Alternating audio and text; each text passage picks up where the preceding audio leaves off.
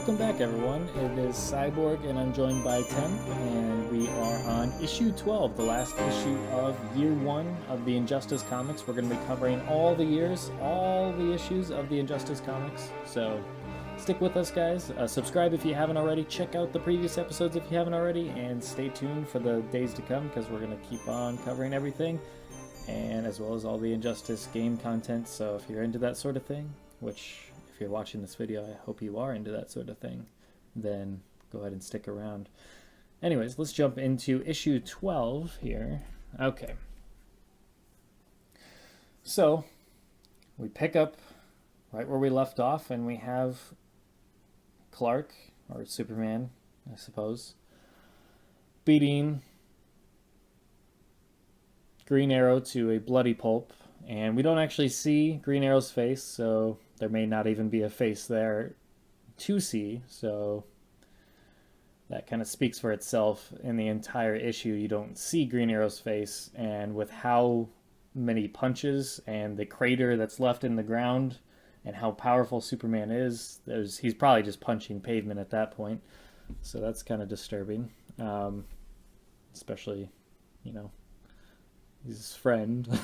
Like, yeah. That's a very vicious way to kill your friend, even if you are upset. But that's the Superman we have now. No, I mean the suit actually doesn't look that bloodied. What they do show, it's very much. So they did. I feel like they held back a little, but yeah, I mean, you know, there's probably nothing there anymore. Yeah. What they're showing is what you got. Yeah, there's blood all over Clark or Superman, so yeah, you know it's there.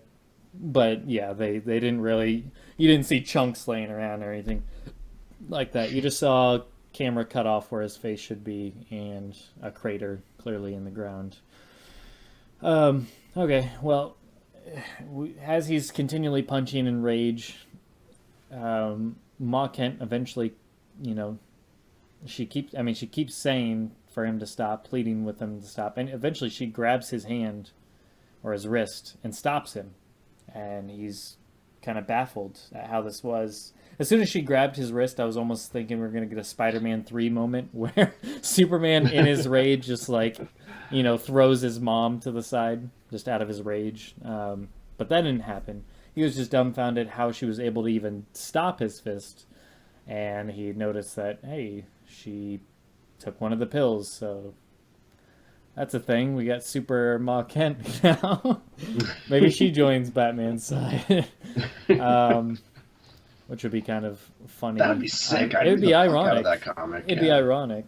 I mean, with the way things are going. But so he finally stops and notices the pills were taken, and he kind of discusses with them. They're pleading with him to stop, and then Jor-El comes on, and he just notices that you've killed. He sees all these dead bodies. So that is our confirmation, as if it wasn't obvious by how this comic starts with him just endlessly punching nothing at that point, I'm sure. But yeah, Jor-El says you have murdered, you have killed.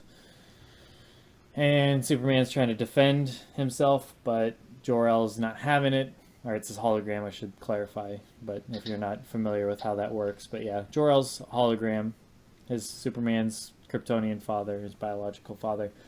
Anyway, so all three of them now, his two parents as well as his biological father, are all kind of talking to him and trying to get him to come to his senses, but he's still, for whatever reason, he's still denying it. He's just he's defending himself and he's deflecting, but they're all just pleading with him. Please don't kill Bruce. You know, he's your friend.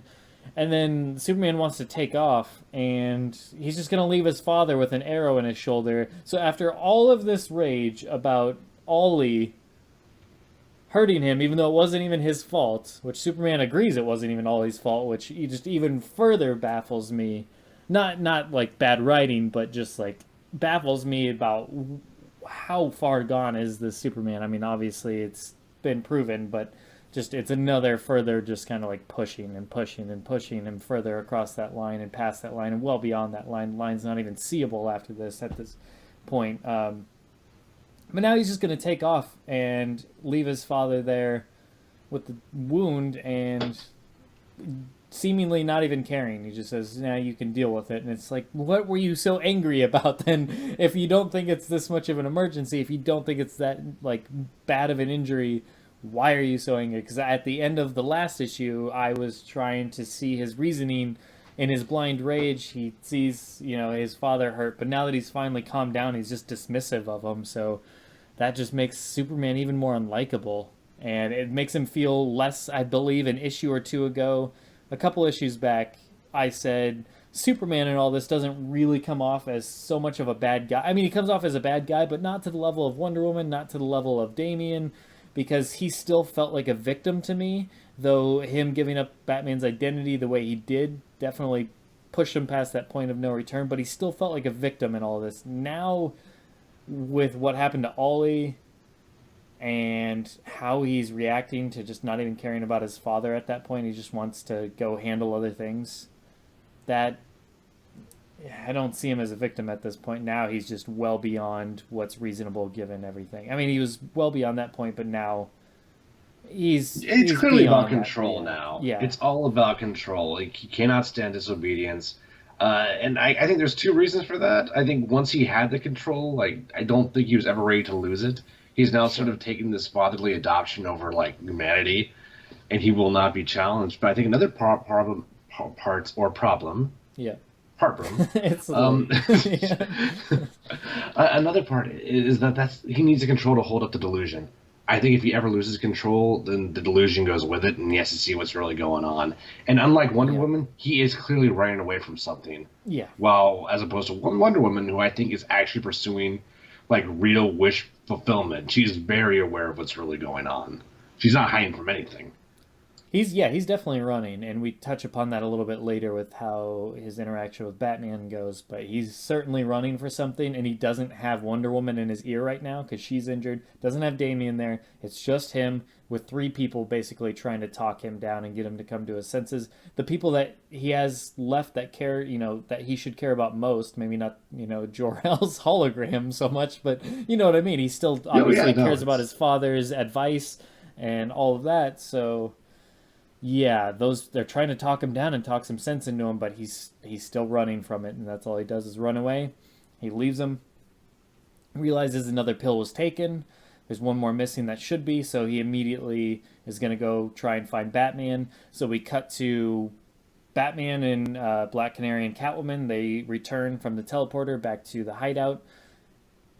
And this part definitely gave me the feels once again, and Huntress asks where Ollie is, and Captain Adam didn't make it, and then when it comes to Ollie, she asks Black Canary, and Black Canary just says nothing, just gives that turn and walks away. And that definitely, it's one of those without even, like, she shouldn't have even said, yeah, I'm glad they didn't have her say anything, because that's just one of those moments where there's nothing to say. Yeah, the silence speaks way louder than anything she could have said. She could have said, oh, he's gone, or none of that would have...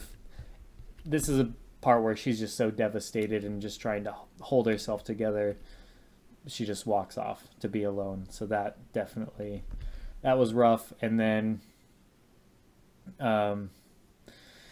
we have Catwoman. Batman basically just says they all need to go into hiding. He's going to go to the Batcave to try and, copy the pill or whatever. He's analyze it, get the data from it, the DNA from it.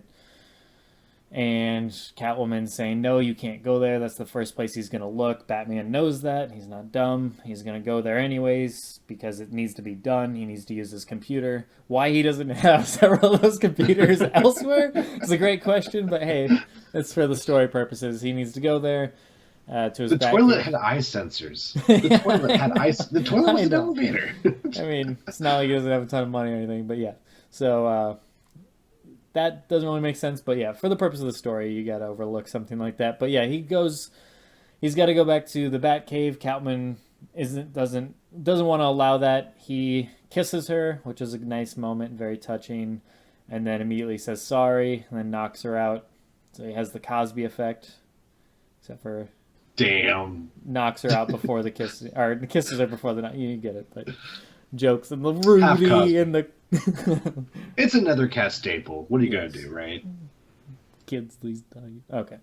Anyways, we're gonna move on from that because rape is not a laughing matter. But No, either it is way, not. but Not at the all. joke is funny. But yes, the actual matter is not funny. So we'll move along from that.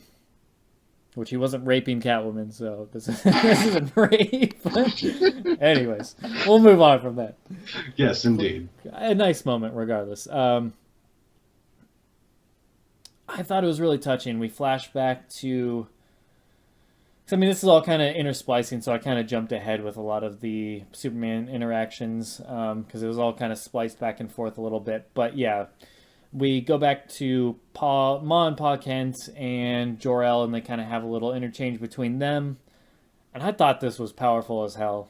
I mean, in its own subtle way. It's not like didn't make me feel devastated, but it was more like a wow moment. Like, wow, I can't believe they actually said that. But having Ma and Pa Kent basically apologize for raising their kid, like raising Jor-El's kid poorly, and for Jor-El to answer back with "I'm sorry for unleashing Clark on your world." That, damn, like damn, that is rough. I mean, obviously they're saying it with what it has now. I mean, but still, that's a powerful statement. That just shows how far like there's nobody. Yeah, there's no excusing anymore anything that he's doing. He's well, like I said, he's well past that point. But yeah, I thought that was a powerful statement.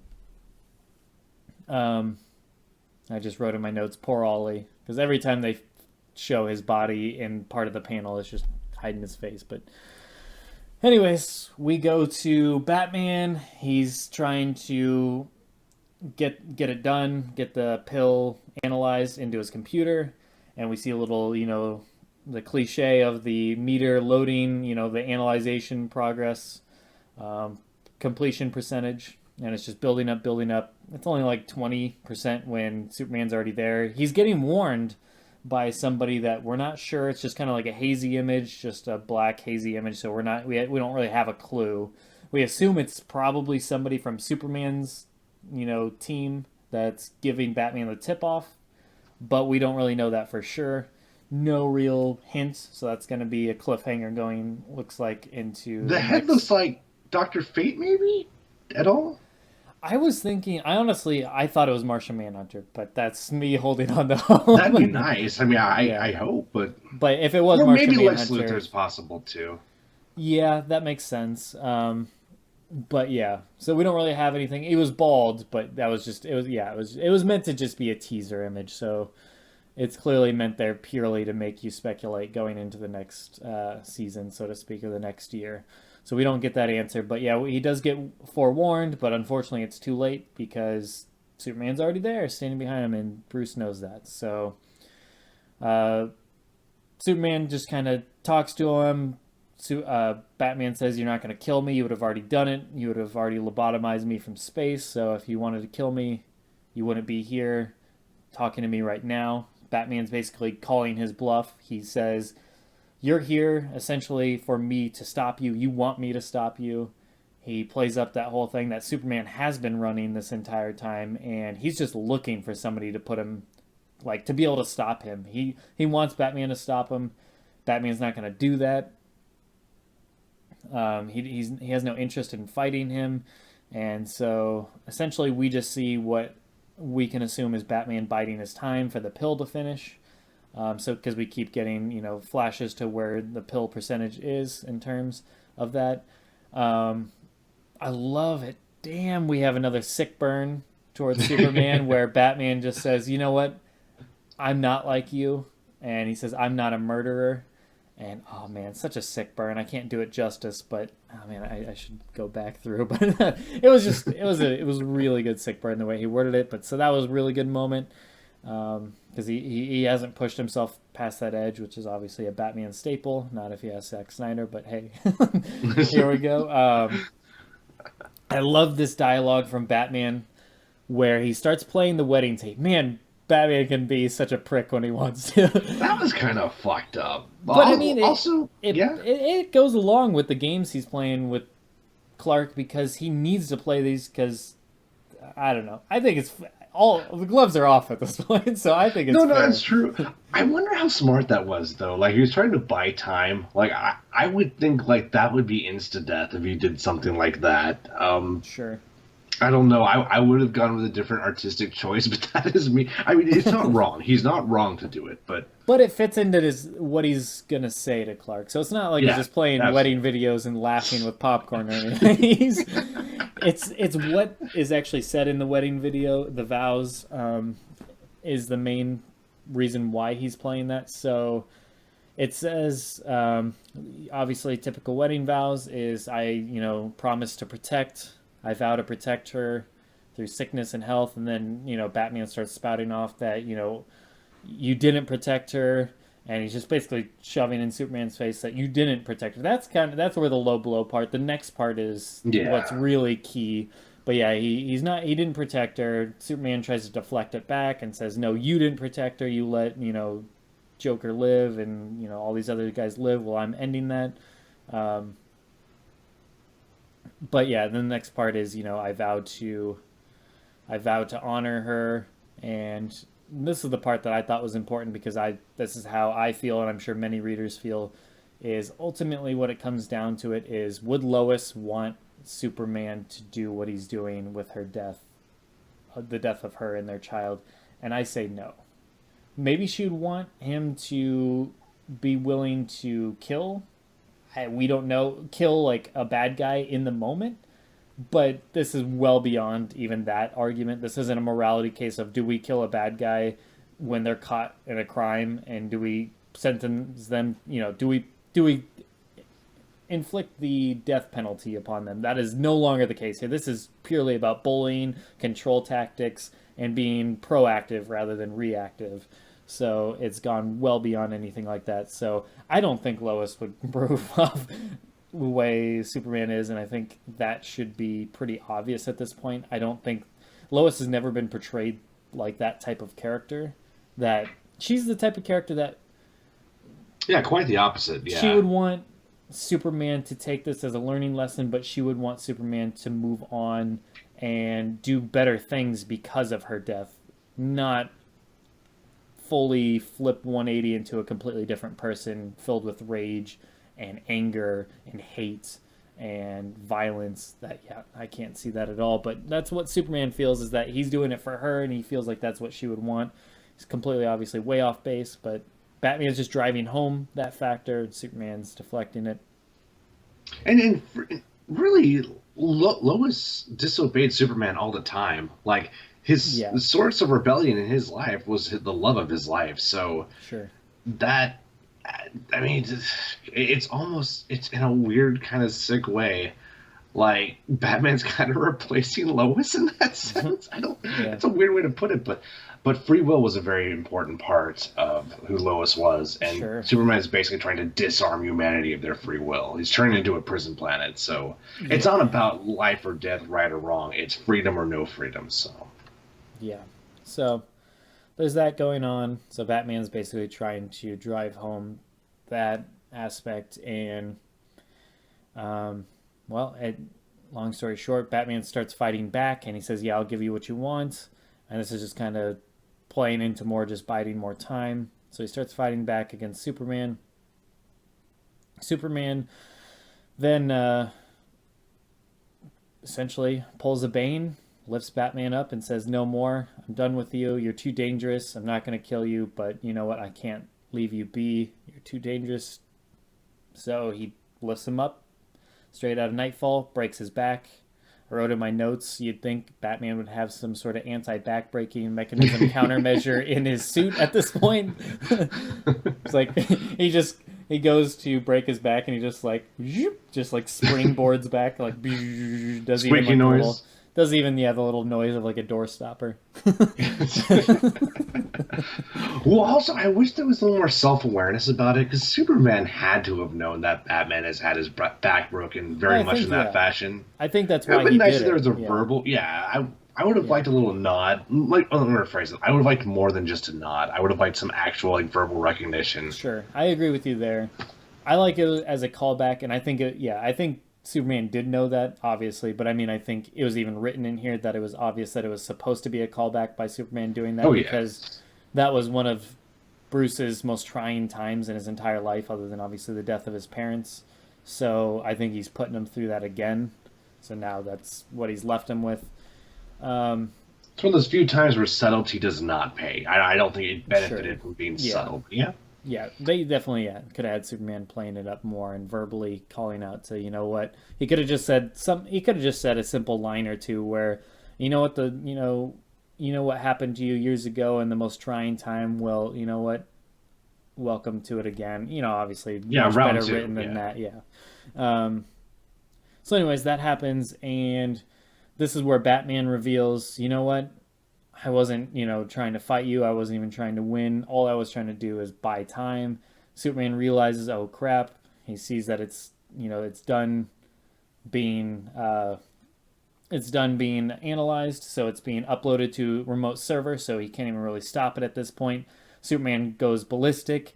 He wants to know where this is going, and he just starts putting pressure on Batman's back, and you hear the more cracking going on, and he tells Batman to stay down because Batman was trying to get up, and he says no, stay down, and he's just starting to like actually press down on Batman's back further, adding more damage, essentially torturing him for the information. Batman calls him out on this torture, and that's finally for some reason clicks in Superman's head. I don't know why that of all things, but I mean it was done well. It's just it was odd that torture for some reason clicked with Superman that, oh, I'm going too far, like look at who I've become. Out of all the things that clicked with him, because Yeah. Batman said, yeah, let this be known as the day where you resulted to torture to get, for the greater good, mocking him, being sarcastic.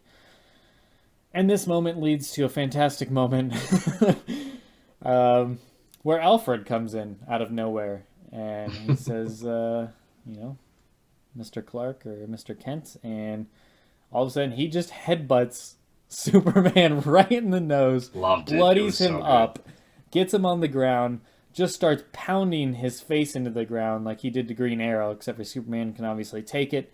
And then we're wondering how can he do this? We, pan to the table where the pill was. It's gone.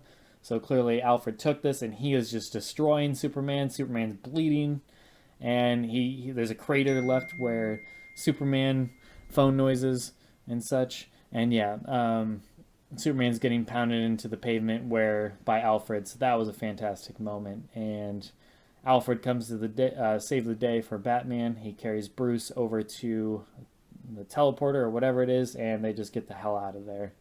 And they did what they needed to do. Alfred says there's nothing worth saving here, including Superman, and they're out. So then kind of leads off there on a press conference where Superman's essentially telling everyone, the UN, the civilization, that Batman is a threat, his team is a threat to us, this, that, and the other. So essentially building up that hatred and fear of Batman, that he's the rebellion, that he's the evil force, not Superman. So he's trying to play those politics. And that's where year one concludes. That's a good ending. I thought that was a really good Yes. note to end it on. And man, this is, I know, kind of disconnected from everything we talked about, but it's important to me. It was good to see Raven drawn in a way, drawn in the Injustice costume and looking not awful. It was because I do like the core design of Raven's costume in Injustice. It's just it's not rendered terribly well. Sure.